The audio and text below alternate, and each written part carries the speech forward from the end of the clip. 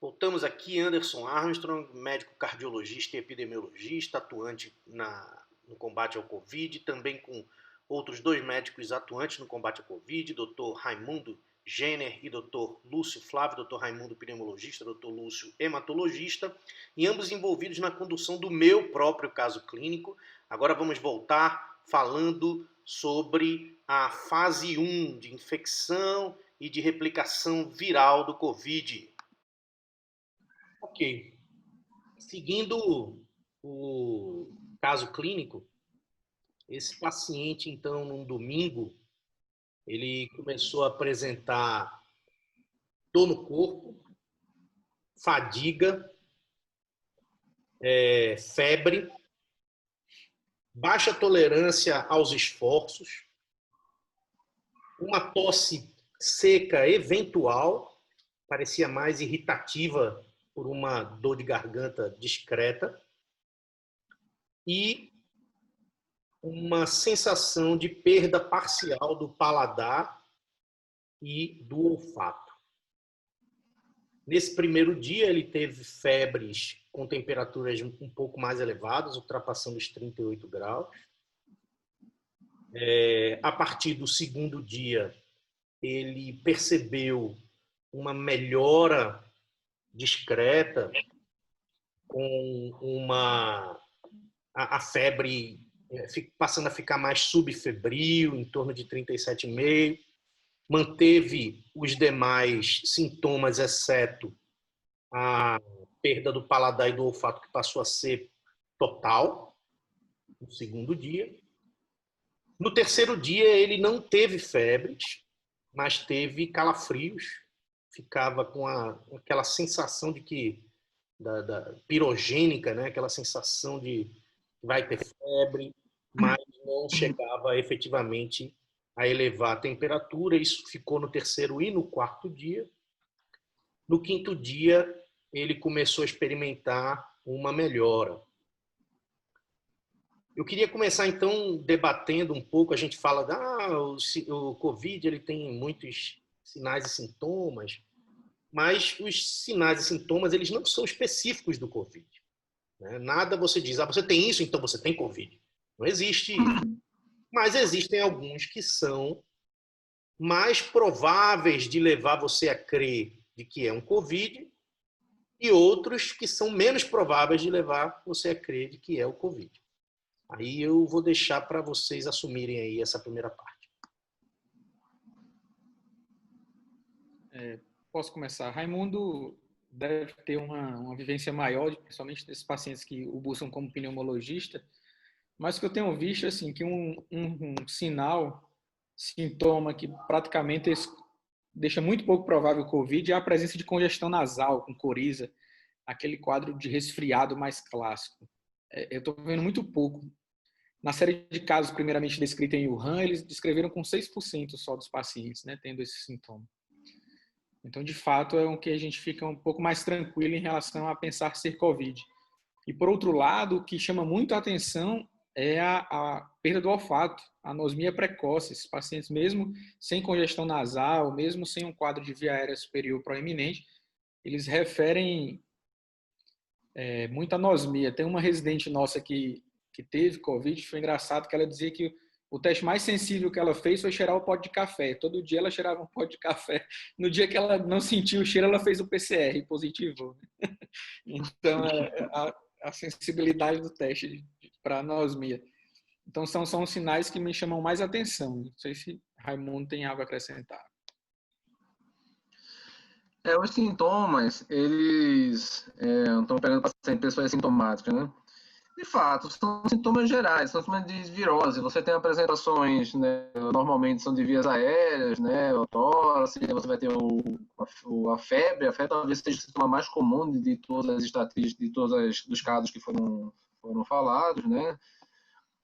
A tosse, a mialgia, dor de garganta, mas isso pode virar como outro qualquer, né?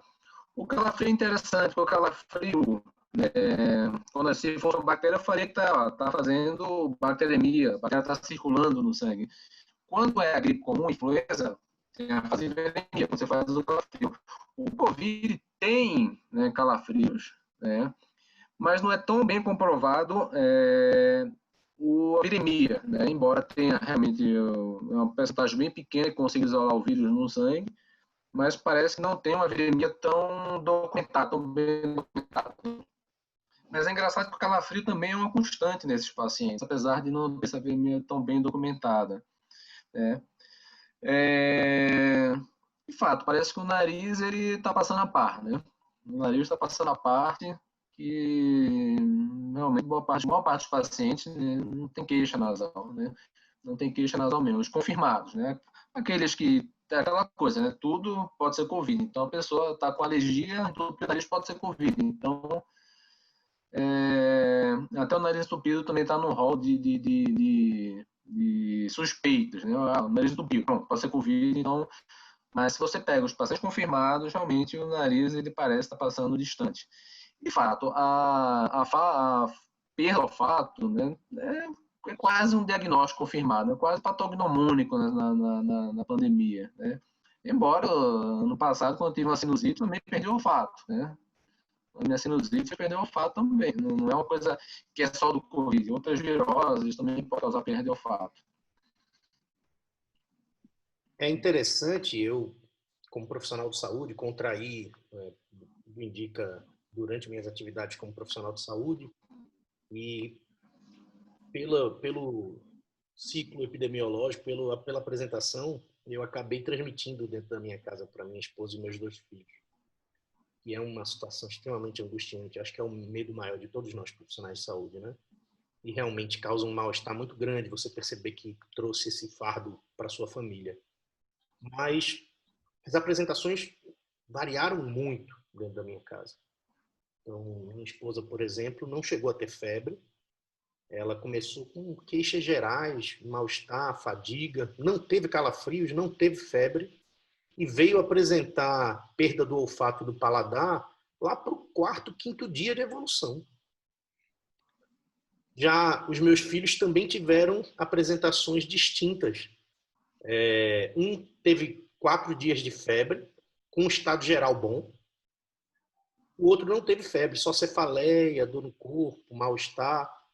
E ambos tiveram rasco cutâneo, aquelas ficar com a pele pintadinha de vermelho precocemente. Uma única coisa que todo mundo em casa teve foi diarreia, que eu esqueci de falar no início. Diarreia nos primeiros dias, todo mundo teve. É um sintoma bem comum também. Então veja que febre só 50% em casa tiveram. E diarreia, eu tive rasco cutâneo no 13º dia, eu tive a pele vermelha. Quer dizer, na minha casa, houve mais gente com rasco cutâneo, que é aquelas lesões de pele que são incomuns, teoricamente, do que febre. E Raimundo colocou como sendo uma das coisas comuns. Em criança dá mais racha e diarreia, mas diarreia a gente está vendo em adulto também, que tá quase universal. Todo mundo aqui teve diarreia. Então, essa fase inicial, como vocês colocaram, é a fase em que nós estamos tendo a replicação do vírus, né? Inicialmente, o vírus, quando você entra em contato com o vírus, ele começa a reproduzir. O vírus, ele é diferente de um cachorro, de um gato, que reproduz sozinho. Para ele poder replicar, ele precisa estar dentro de uma célula, né? O coronavírus, ele só tem, o material genético dele é RNA, ele entra na célula humana e a célula humana é que produz os vírus para infectar outras células e outras pessoas. Então, logo quando você entra em contato com o vírus, você leva um tempo até desenvolver os sintomas, que é coisa de 5 dias em média, né? Depois disso, você vai ter essa fase viral que Raimundo está colocando. O vírus é que está causando os sintomas. E isso vai levar até cerca de 7 dias. É a fase viral. Eu disse que comecei os sintomas no domingo, foi quando eu percebi que me isolei da minha casa, já era tarde demais, alguns dias depois, minha família, 4 dias depois, começou a apresentar sintomas, então claramente mostrando um nexo de relação temporal, com o fato de eu ter adoecido primeiro, ter passado para eles, não é? E Mas eu, quando olhei retrospectivamente, eu lembrei que na sexta-feira, quando eu fui fazer minha corrida, eu cansei muito mais rápido do que eu costumava cansar. Não estava com sintoma algum, mas minha tolerância ao esforço já estava comprometida. É uma coisa que até agora ainda está, com mais de 2 semanas de evolução, ainda é uma coisa que me chama atenção. E no sábado eu acordei com dores no esqueleto axial, na coluna, no quadril, assim, pô, já passei dos 40, né? Dei minha corrida, não foi tão boa, mas nada demais, em absoluto. Realmente, os sintomas passaram a chamar atenção no domingo. Eu queria discutir nesse momento esse papel dos sintomas na transmissão. A pessoa que tem sintoma, ela parece ser muito mais transmissora do que a pessoa que não tem sintoma. Como é que vocês veem esse papel do sintoma na transmissão?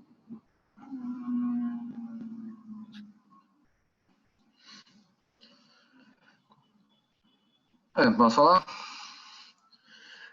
Obviamente que quando você começa a ter sintomas, né, que chama atenção, né, desde o início. Inclusive, uma das críticas que eu faço à condução do Covid, né, é só fazer exames em pacientes sintomáticos graves, né, que talvez seja um problema, porque o sintomático, no meio da pandemia, a chance de ter Covid é muito grande, né? Se eu fizer o exame nele, né, talvez eu não vá proteger outras pessoas no assintomático. O assintomático está passando vírus para aí também, né?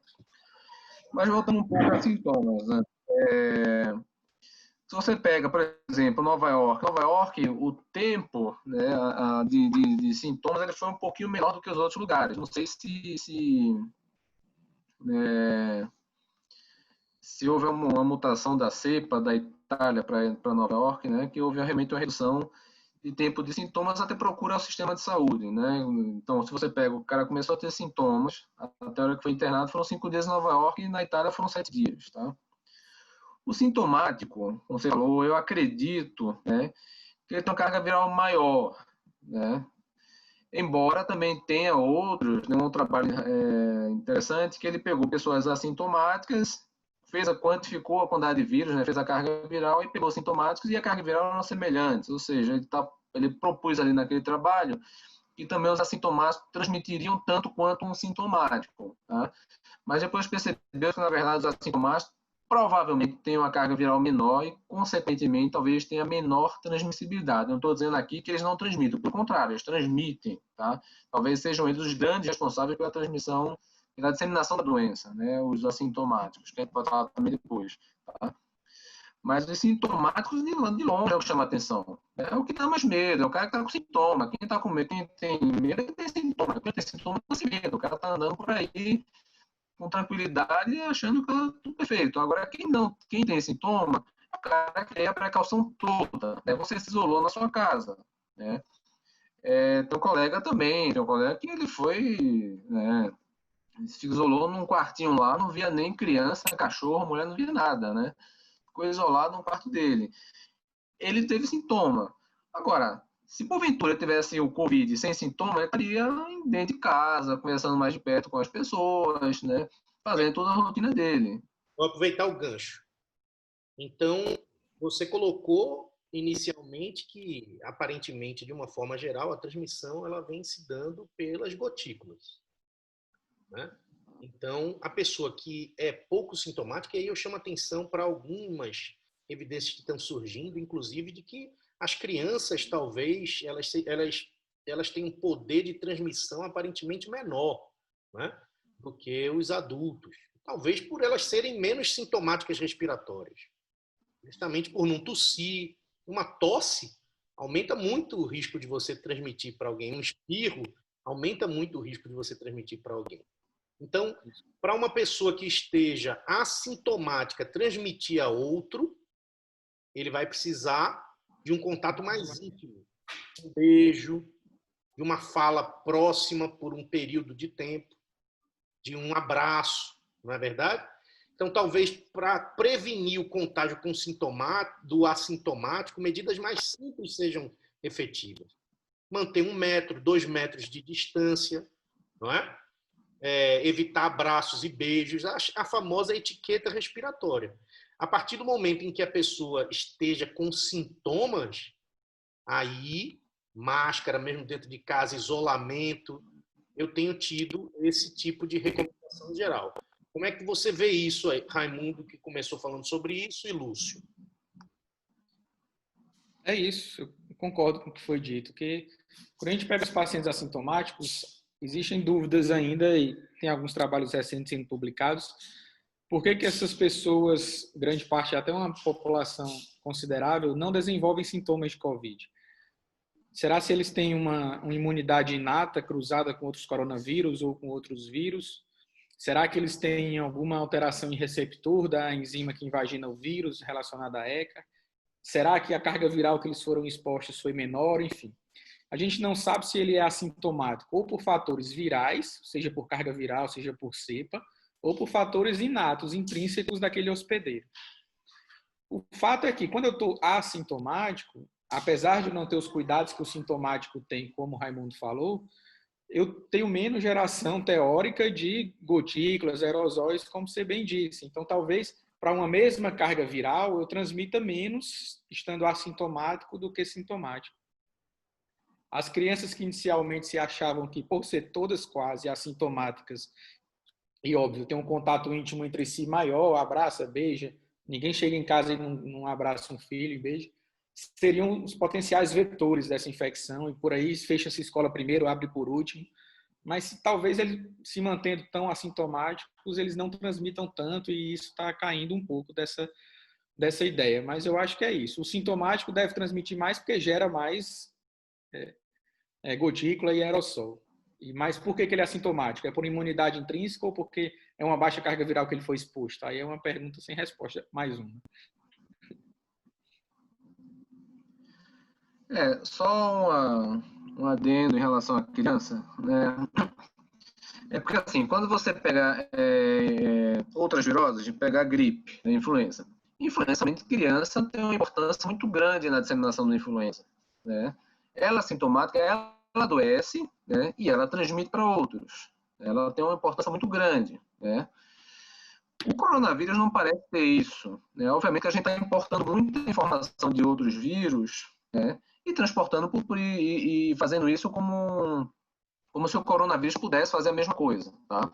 Influenza criança parece uma importância maior do que o corona. O coronavírus, ao meu ver, né, pelo que eu estou lendo, tem até um caso clássico lá na França, que uma criança estava com Covid e ela teve contato com 170 adultos, né? Nenhum adulto pegou a doença, tanto é que chegou-se a falar que a criança não transmitia.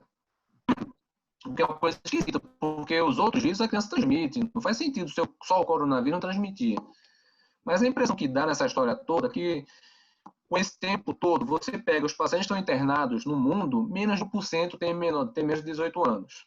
E você pega as UTIs pediátricas, as enfermarias pediátricas, estão todas vazias, né? São poucos pacientes pediátricos internos com casos graves, tá?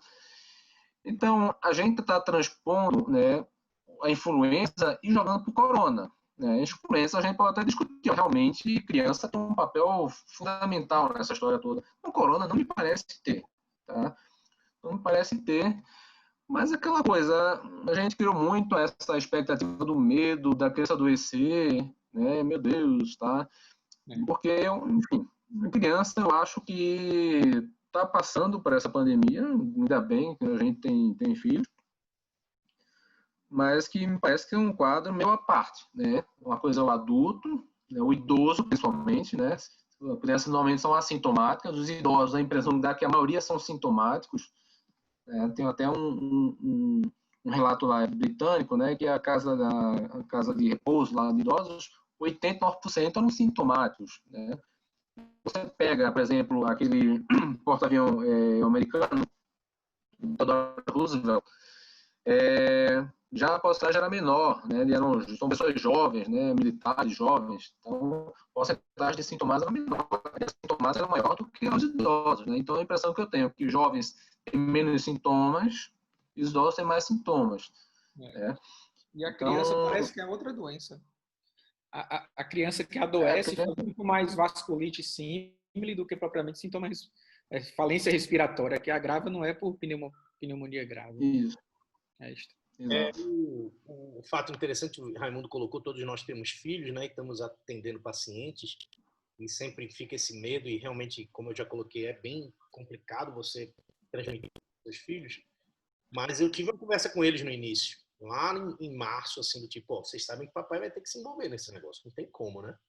Então, o risco de vocês, aparentemente, é mais baixo, e os meus filhos, pelo menos, tiveram o tempo inteiro um comportamento espetacular. E realmente toleraram melhor, com menos queda de estado geral, a doença do que eu e minha esposa, por exemplo, mesmo aquele que teve febre.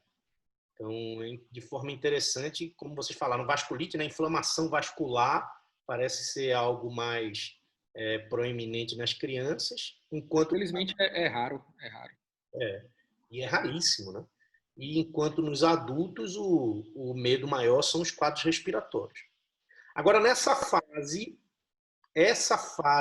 2, essa fase viral, fase 1, né? A fase viral, depois que começa a ter sintomas, ela também é um campo desconhecido do uso de medicações. Sim. E aí agora eu queria que vocês começassem a discorrer a opinião de vocês, antes de eu dizer no caso clínico o que foi feito. E aí, por ser uma audiência mais geral, eu peço que vocês evitem falar em dose, até para não sair induzindo a pessoa a usar, mas mais de conceito das diversas drogas que estão sendo utilizadas. Eu peço para vocês serem o mais completos possíveis para a população que está nos vendo. Como é que vocês veem essas diversas drogas nessa fase viral? Novamente, volta a hidroxicloroquina, vem novamente a ivermectina, temos o Anita, temos novamente o zinco, não é isso? Temos a azitromicina. Você está falando da fase 1, né? Fase viral, fase inicial. Isso. Tá. Vamos lá, né? Em teoria, a fase inicial, essa fase que a pessoa tem sintomas, né? É a fase de infecção viral, o vírus está invadindo, né? Ele está progredindo no corpo humano, né? Então, faria sentido, nesse momento, você usar uma medicação antiviral. Né? Seria, você quer matar o vírus, reduzir sua população para que evite-se formas graves. Né? Então, esse é o intuito que me parece bem razoável pensar dessa forma. Obviamente, vamos pegar de outros vírus. Vamos pegar a gripe, influenza, né? Vírus de influenza. O ideal, quando você pega uma gripe, a influenza, é que você utilize medicações, se for o Tamiflu, né, o oseltamivir, em até 48 horas de sintomas, especialmente naqueles que têm febre. Esses são os pacientes que você tem que usar, ou seja, rápido, na fase inicial da virose. Tá? E o outro também, que é o Zanamivir, também é a mesma coisa, 36 horas. Quando você pega o Covid, né, aí você vai ter que pegar os antivirais que a gente tem disponíveis. Primeiramente, você tem que ter, obviamente, análise in vitro, ver se realmente aquela medicação mata o vírus, pelo menos in vitro, né? E você vai colocar isso para tratamento nas pessoas. Nessa fase 1, eu não lembro de nenhuma medicação que tenha tido um sucesso, né, bom. E aí você vai ter diversas medicações. O Anderson já falou, citou algumas delas, hidroxicloroquina, azitromicina, ivermectina e alguns outros antivirais, né, que estão aí, mas que estão sendo usados mais de formas graves, né, Remdesivir, e outros, não vou ficar aqui falando tantos. Tá? Mas, enfim, nessa fase viral, a gente realmente tem mais perguntas do que respostas. Né? Não é resposta. Os estudos são normalmente de baixa qualidade, tá? Então, parece que a gente não tem essa resposta. Realmente não tem essa resposta a falar. Não sei se eu li alguma coisa, mas que a gente tem muita coisa que reduz carga viral in vitro, e alguns também vivo, né? A associação de oxicloroquina e azitromicina mostrou uma redução de carga viral em vivo também, mas não me pareceu ter nenhum tipo de repercussão clínica do paciente, né? Você reduzir a carga viral com essa medicação, mas não reduzir o número de casos graves, né? Mas, enfim, não temos ainda, acho que uma droga, um poder, ó, essa medicação aqui parece ser promissora e que ela vai reduzir a carga viral, e isso vai fazer com que você tenha um resultado clínico, ou seja, o cara não evitou que pessoas ficassem graves, né? Porque também reduzir carga viral e a mesma quantidade de pessoas ir continuando se internando e indo bater na UTI, não faz sentido, né? Eu acho que a grande questão nessa fase 1 é o time mesmo, de começar, né? Porque o objetivo da terapia seria reduzir replicação viral, mas quando você tem sintoma, você está saindo dessa fase, teoricamente, então você teria um intervalo de tempo muito curto para achar a hora ideal de uma terapia antirretroviral adequada. Além disso, você teria que ter essa medicação efetiva, que até o momento não se tem documentação de nenhuma delas. Primeiro, o antiviral que foi descrito foi o Kaletra, né, o antirretroviral, que lá na China eles começaram a usar o lopinavir com ritonavir, porque na MERS eles também tiveram uma experiência com isso, lá no Oriente Médio. E depois saiu um estudo pequeno de 36 casos, foi quando começou a confusão da hidroxicloroquina, e aí todas as outras que você citou. Antes de entrar na seara da eficácia dessas medicações, eu volto a ressaltar o tempo. Quando eu quero reduzir viremia, eu tenho que tratar na época da replicação viral. Se eu uso já na fase inflamatória, perdeu o sentido. Isso é um racional para a maioria das viroses que a gente tem, né?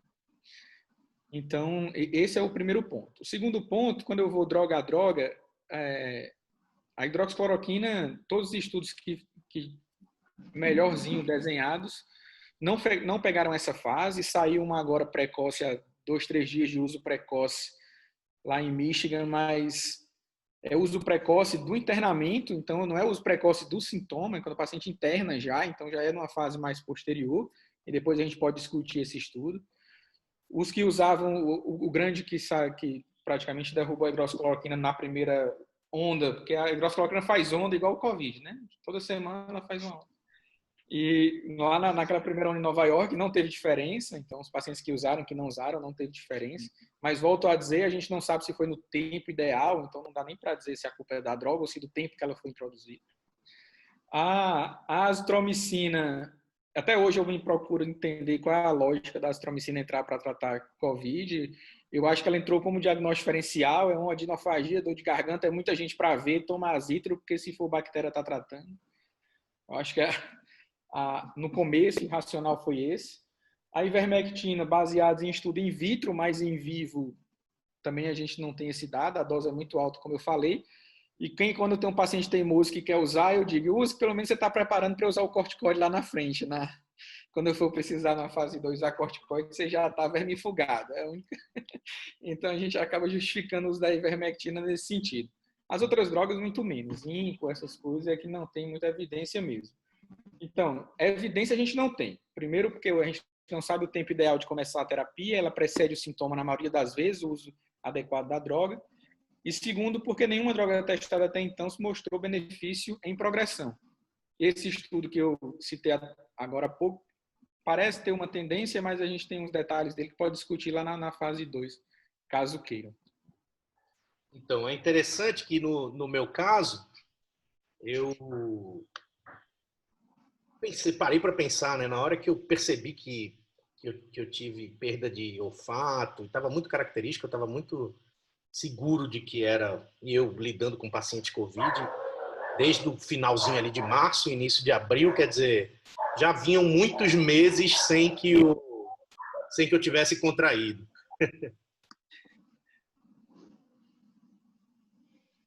E aí, o meu racional foi justamente esse. Primeiro, droga de baixo efeito colateral, né?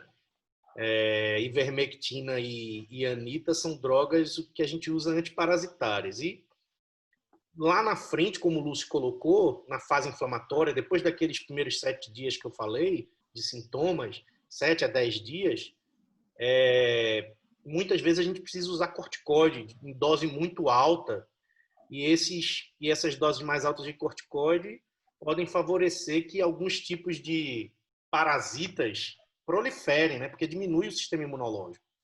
Então, a gente tem a tendência a fazer essas medicações para já matar tudo que for verme e poder ter a segurança no uso do corticoide lá na frente. Então, esse foi o meu primeiro racional. É o meu também. Naturalmente, eu estava assustado. Eu sabia que minha carga viral provavelmente era alta, porque eu venho lidando com pacientes doentes. Então, eu imaginava que minha carga viral era alta.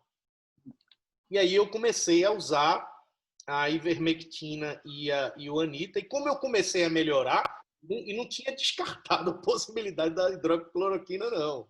Embora as evidências realmente que estejam saindo não estão dando esse embasamento. Mas eu não descartei.